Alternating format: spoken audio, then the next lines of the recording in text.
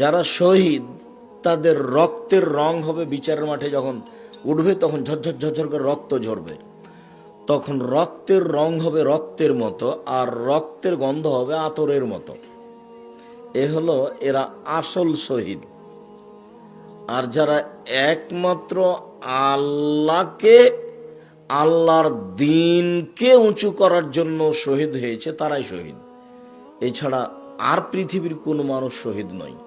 এমনকি রাসূলের যুগে রাসূলের সাথে যুদ্ধ করে মারা গেছে, তবু শহীদ নন, কেননা তার নিয়তে ত্রুটি ছিল।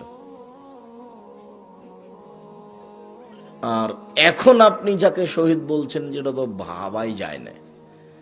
তো আপনি বলছেন কেন? কোরআন বুঝেন না এই জন্য। পশু প্রাণীর মতো খায়, থাকে আর পায়খানা করার দিন কাটায়, গরু ছাগলের মতো। পশু প্রাণীর কথা আমি বলিনি, ওটা আল্লাহ বলছেন। আবার বলতে বলতে তার চেয়ে খারাপ বলছেন। বুঝেও বুঝে না ওরা, অন্তর আছে বুঝে না, শোনেও শোনে না ওরা, কান আছে শোনে না, দেখেও দেখে না ওরা, চক্ষু আছে দেখে না। আমি অন্তরটা দিয়েছিলাম বুঝার জন্য, কিন্তু বুঝলো না।